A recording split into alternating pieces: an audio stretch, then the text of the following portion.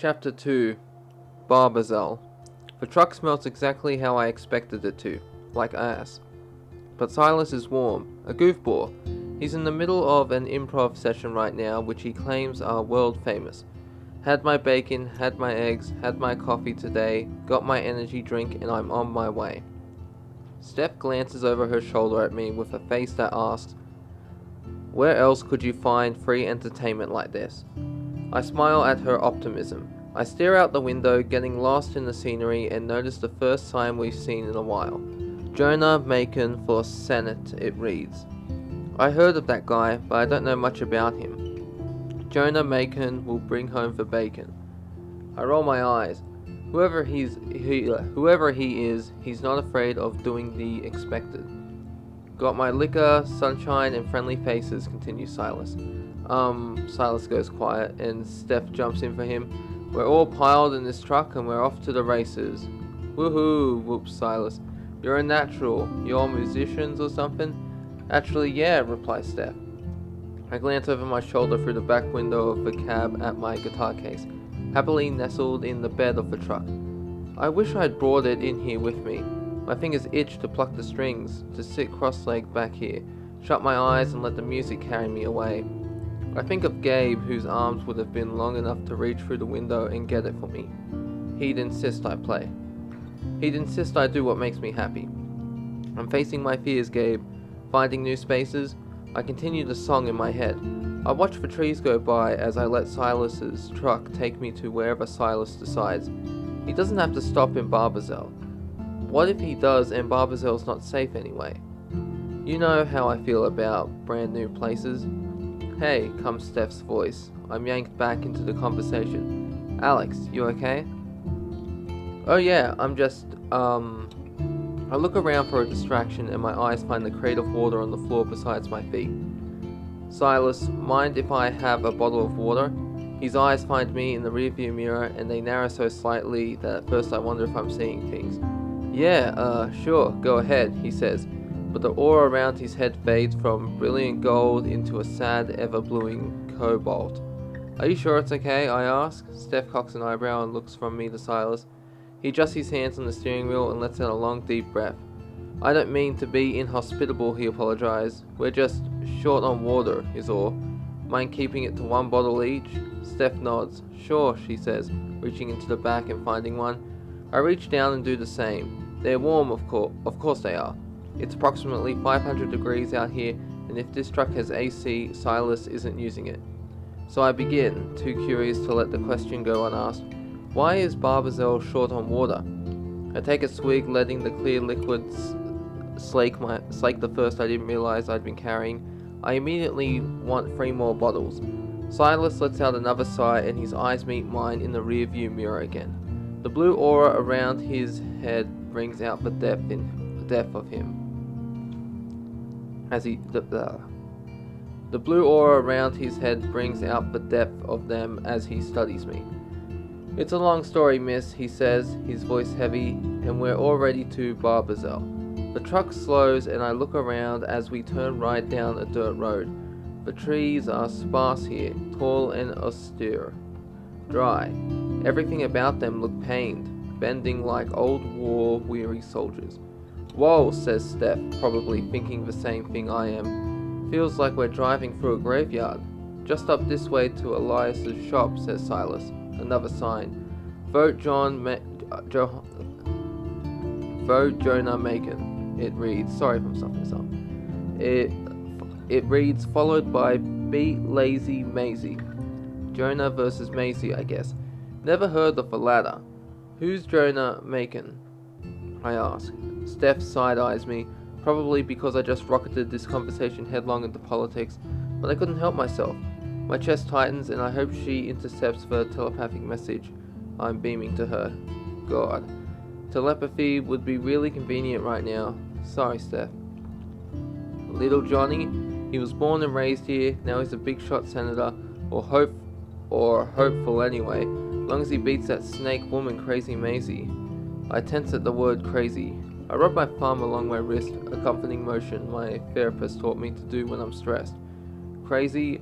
I've heard that word so many times from others, from myself until just months ago.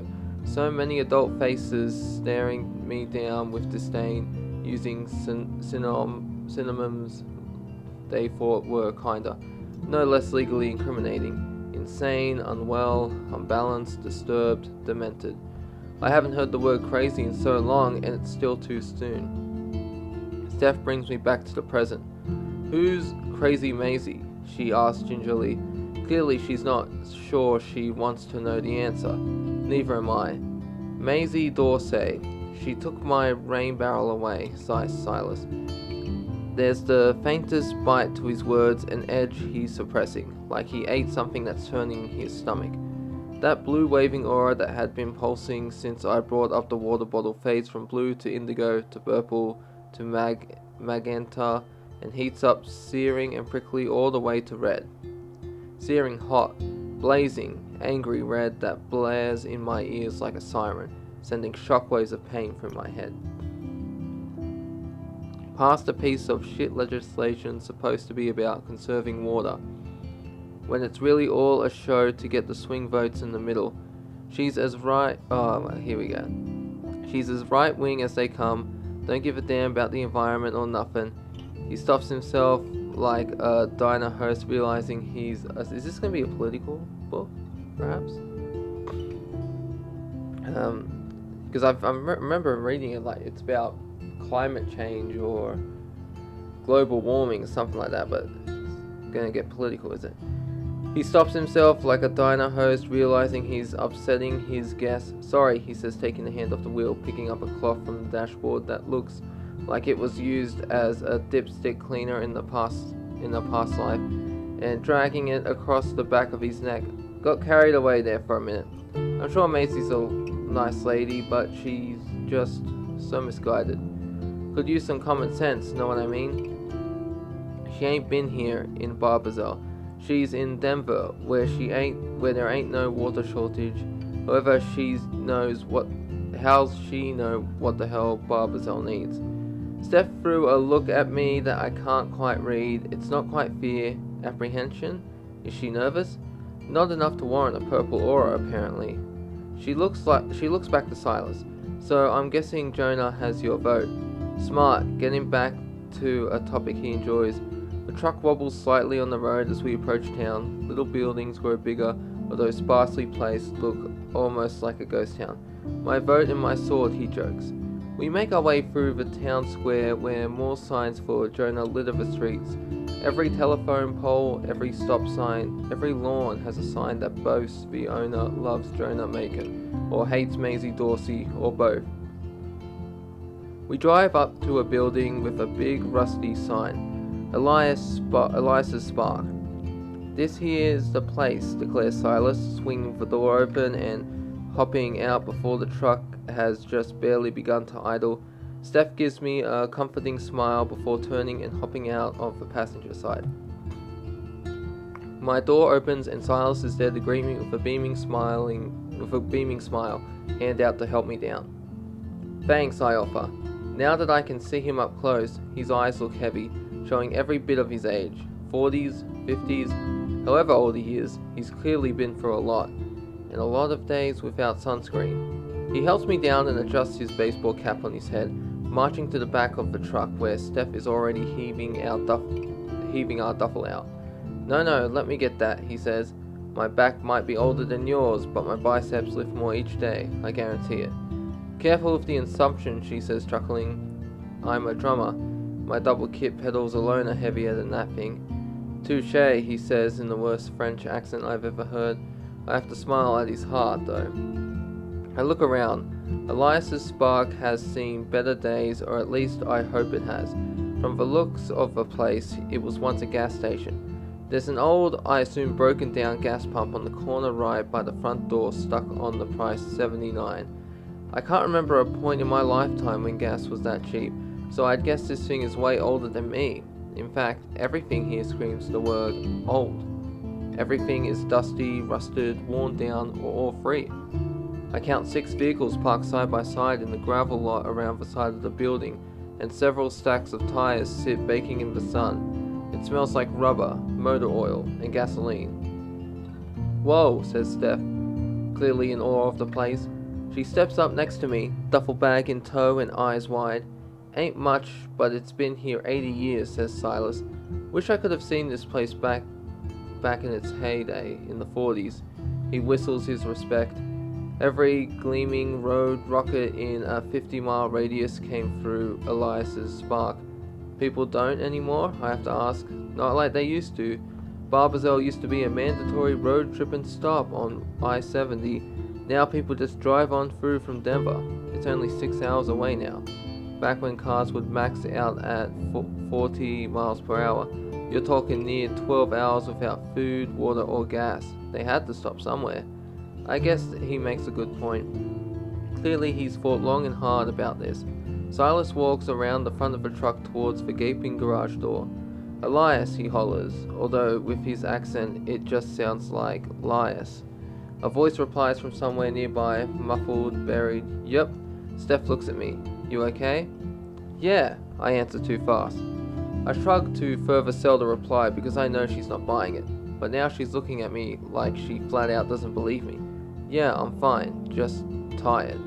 And super nervous about something, she says, reaching forward to take my hand. Listen, Alex, if this place is really making you uncomfortable, we can get us a bottle of oil and get out. I'm sure Silas would take a 50 to drive us back to the car. I think for a moment about what she's saying and I look around. How easy it would be for Silas and Elias to grab us, tie us up, throw us in the back of of the trunk and take us out into the woods somewhere to kill us. It would have been easy enough for Jed, even if he hadn't walked out there with him willingly first. Who would come looking for us? Ryan? Sure, but would he ever find us? He's Mr. Park Ranger, man, yeah, but a homicide investigator? I had to get myself out of that mine shaft. No one would have found me. I'm not going through that again. Alex? Huh? Yeah, let's hurry and get out of here. Steph can tell when I'm spiraling. Anxiety is like that for me. My brain starts locking up. I start dissociating and information bounces off my ears instead of being processed like it's supposed to. The children's home attendants used to call it spacing out, but now I know it by a better name. Maladaptive daydreaming. Maybe Steph is right. Maybe we should get out of here. You coming? She asks. I look up and she's walking up the driveway to Elias' shop. Yeah. I thought the outside smelled like motor oil and gasoline, but inside the aroma is almost unbearably strong. Broken equipment fills the garage. The space is 20 feet across with only 4 feet of walking space. It looks like someone set up for a garage sale and then never got around to selling anything. Car parts I can't identify line the walls, belts and wheels, pipes and bottles of fluids I couldn't identify if I wanted to because their labels have fallen away. Something crashes at the back of the store, making me jump. Steph glances over her shoulder at me and asks silently if I'm okay. I nod. Come on back, girls, comes Silas's voice from somewhere in the back of the shop. Then I hear another voice follow that one less excited at the idea of company. Not up for visitors, it mumbles. There's oil in the lobby. Come on, Elias. You want him to just leave the cash on the counter? Yep. Don't be like that. You know that's why people don't come round here no more. Steph and I exchange a glance at the last part. That's why people don't come round here no more, implying that 1, people don't come round here no more, and 2, there's probably a reason for that. Could it be the unfriendliness Silas just mentioned? Or maybe that everyone here is as reclusive as Elias? Or could it be something worse? I narrow my eyes at Steph in a way that I hope says, let's just leave the cash on the counter and get out. But she tears her gaze away and spies something that's clearly more important. Alex, look, she exclaims, darting to the wall with a huge poster of a shiny red hot rod, where a shiny red hot rod hangs slightly crooked. She's beautiful. 1965 Mustang, she whistles. Didn't know you were so into cars. I may drive a bag of screws, but I can dream. She sighs as she looks up at it. When we get that record deal after Harson sees us perform in Fort Collins, I'm getting one of those. I have to chuckle. What makes you think we're getting a record deal? She looks at me like, how could you think anything else?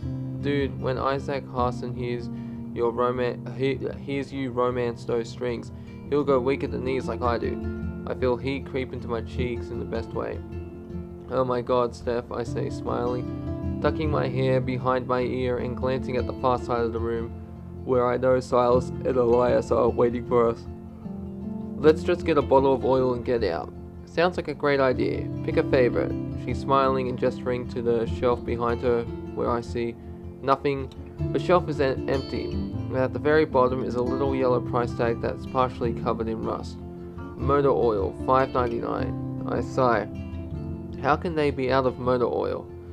Guess Silas was right. This place isn't exactly a road trippin' stop anymore, replies Steph, following it up with a mock dramatic gasp. Maybe we should go.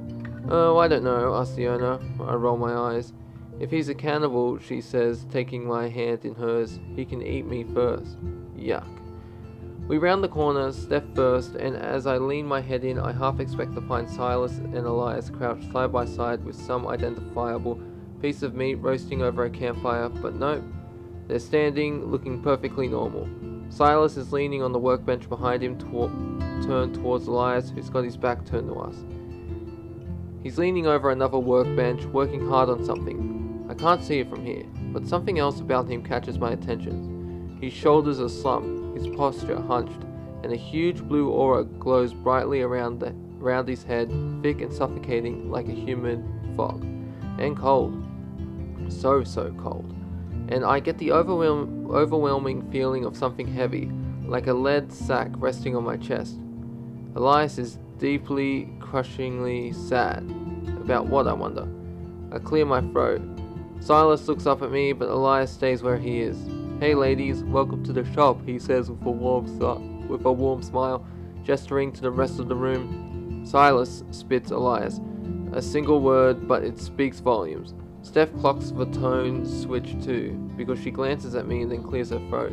Mr. Elias, sir, we're just here for motor oil, so if you could find a bottle in the back, we'll just don't have any in the back. Whatever we got is out front. Jesus, this guy is cranky. Why the attitude? We're paying customers after all. I feel my eyes narrow involuntarily. Whoops, but I can still feel the anger welling up. There is no oil out front, I say, catching the snip in my voice. I soften. You're all out.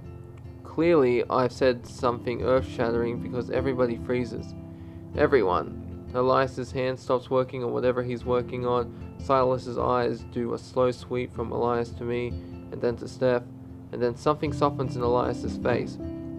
He sighs like a teacher who was about to reprimand a student for talking out of turn, and then realized they made a good point. I'll see if I have more in the back. We might. I'll check, says Silas, with one foot already out the door. If we're out, maybe Jonah's caravan has a bottle we can use. And Silas is out. Elias immediately pours himself back into his mysterious project. Whoa, Alex, look. Steph stands and wanders to the wall of shelves where more photos of classic cars rest. All of them in black and white and dusty. Elias must be really into cars. More than a hobby. It looks like cars are his whole life. They're to him what music is to me.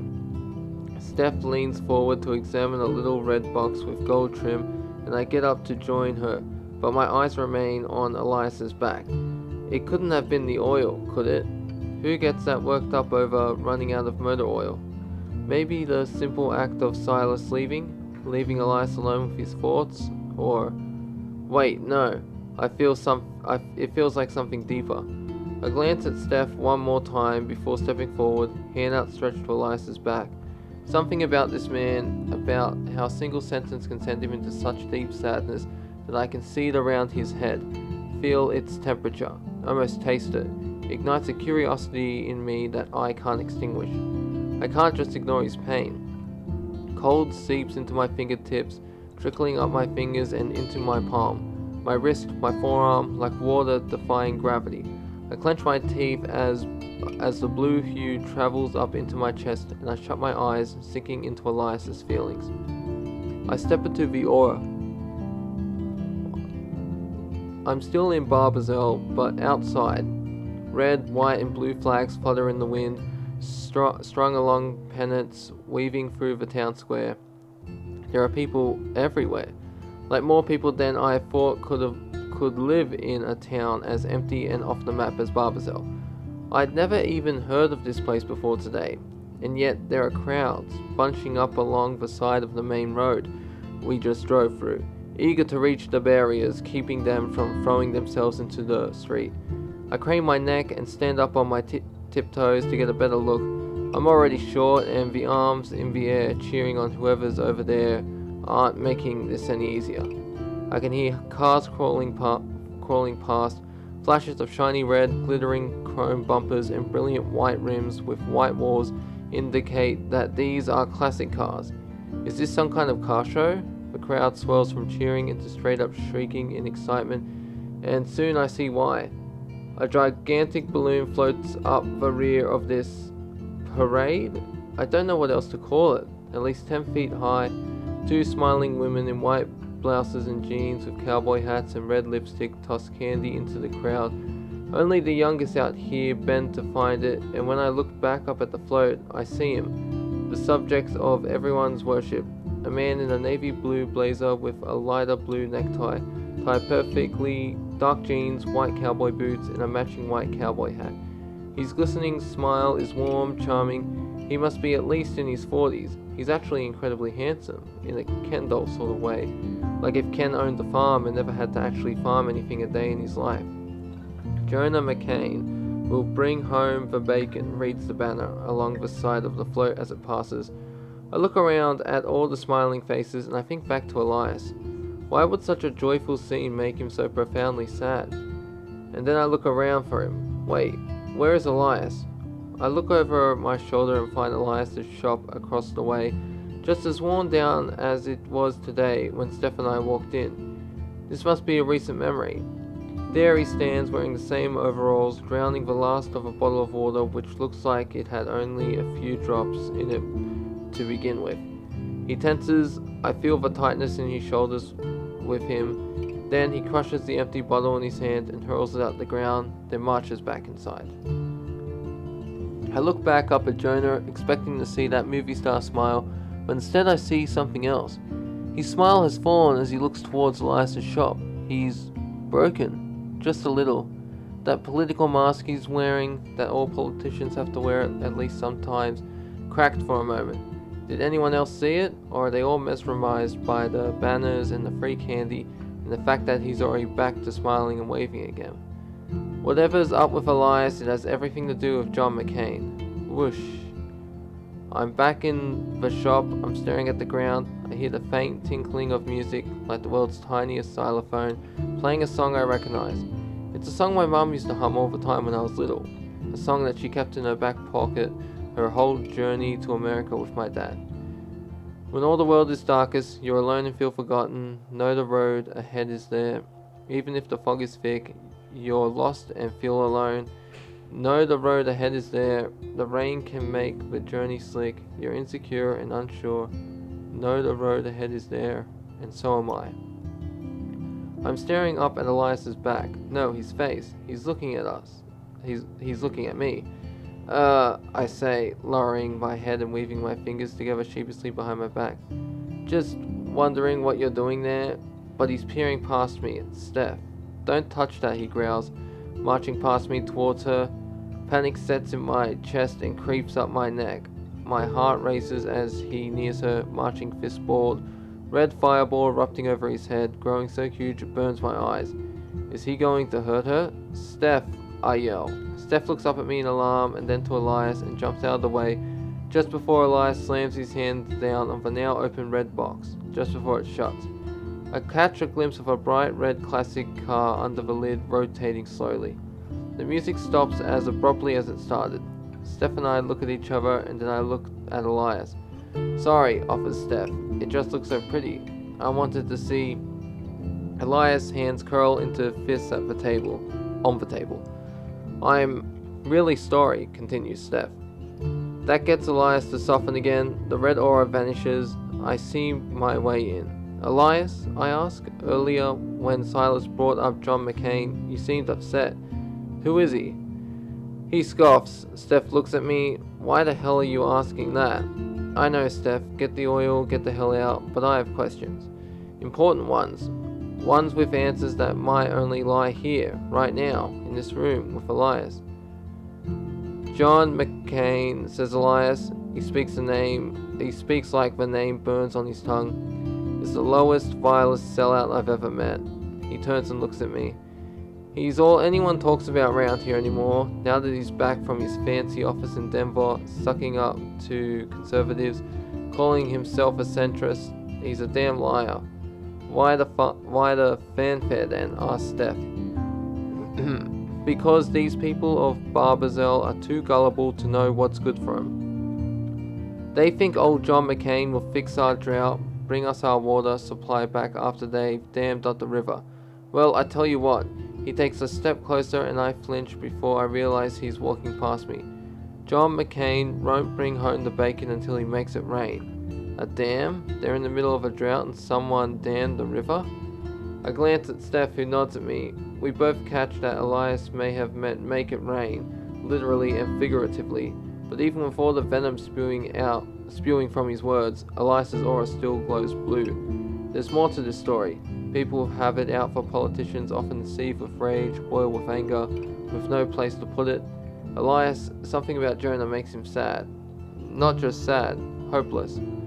Silas bursts back into the room with a triangle-shaped yellow bottle in his hand and takes one glance at Elias before analyzing the whole situation. Ah, hell, you got him talking about Jonah, didn't you? He asked me, setting the bottle on the table, shoving his hands into his pockets and sighing. Actually, you did, chuckles Steph. You said Jonah's entourage might have some oil with them. Well, luckily, I don't have to ask, he says, nodding at the bottle. Besides, his little club is impossible to get a minute in with anyway.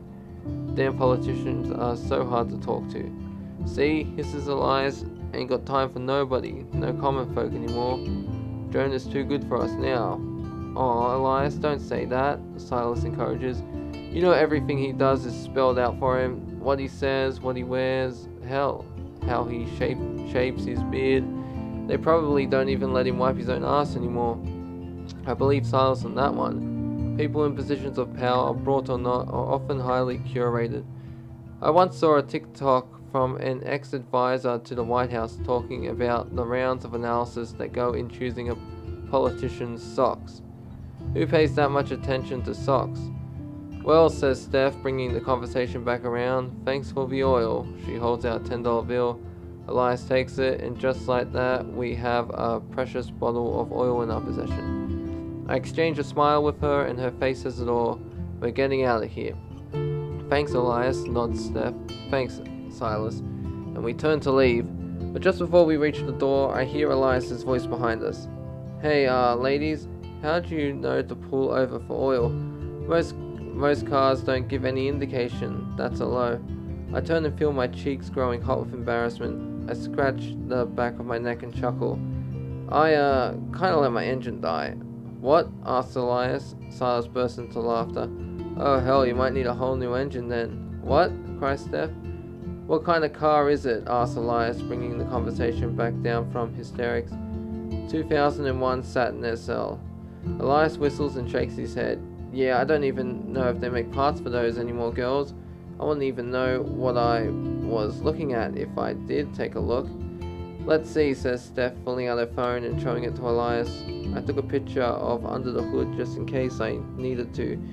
I don't know, compare oils or something? Silas stifles another laugh, but Elias just furrows his brows and squints down at the phone. Hard to tell from just a photo, but those pistons look scratched to hell. What are pistons? Asks Steph, and scratched to hell doesn't sound good. Long story short, Silas chimes in. They keep the car running, but again, you're not going to find about 20-some-year-old pistons here, maybe not even online. So, I began, we have more oil now, but we can't get new pistons then. I finished the sentence in my head, hoping hoping against everything that the answer is no. Are we stuck here? Probably won't run. I think back to Steph's drum kit in the sweltering heat, the skins warping, the pedals loosening. I hope it's okay if it hasn't been stolen. We covered it up well enough, but if people see an abandoned car and decide to poke around inside, they might find the drum kit anyway. Renewed vigor grips my heart, and this time I finish Steph's sentence out loud. There has to be somewhere else we haven't tried. I'm the only mechanic in a 50-mile radius. I can see about ordering specialty pistons for you, but that'll take at least 2 days. 2 days? Exclaimed Steph. But that's Saturday. We have a show in Fort Collins Friday night. Silas, I ask, could we borrow your truck just to get us to Fort Collins for the show? And then we'll bring it right back, promise. You can even keep collateral. Steph raises her eyebrow at me like, what the hell do you mean by collateral? She's right, we don't own anything. A granola bar doesn't exactly scream collateral. We'd have to bring along all our instruments for the show, and even the most expensive thing we have, the car, is a piece of shit on 4 wheels. Maybe fewer wheels than that by now. Silas gives me the saddest smile I've seen in a long time. Sorry ladies, no can do. I got some sheetrock to haul up to the dam tomorrow night. Even if I did trust y'all, no offense, but we only just met. None taken, says Steph, but I can hear the disappointment in her voice. I can't. Silas holds his hands out and purses his lips apologetically. His head glows purple. He's nervous, probably at the fact that 2 complete strangers just asked to borrow his car. But Elias's blue ring around his head has disappeared, and he chimes in. You all can stay at the Crow Inn for the night since you're stranded. Ask for Jude, tell him I sent you. He'll give you a room on the house. Really? Asked Steph eagerly. That's amazing, thank you. She's right, that really is amazing. Elias must be super dialed into the neighborhood to be able to whip up a hotel room like that, especially with all the huge crowds here to see Jonah. Thank you, I say, and I mean it. It's great to have a place to stay. Beats having to sleep in the car, miles away, alone, in the dark, in the middle of nowhere. Steph has gone suddenly silent after that expression. Thank you, she uttered only moments ago, and then she clasps her hands and stares at the ground, lost in thought. Her aura glows blue, and my heart sinks. I know exactly what's wrong. Oh, Silas, I ask before he steps out the door. He turns to look at me. Would you mind driving us back to our car tonight? We left something important in there. I glance at Steph as her face lights up. The blue ring hovering around her beanie fades into a brilliant gold from earlier. I'm sure I'm smiling the biggest, dumbest smile right now, but I'd do anything for Steph. We're getting that drum kit before it melts. Sure thing, exclaims Silas. He keeps talking, but his words fade into the background for me as I notice Elias leaning on the workbench, hands balled, staring at the music box.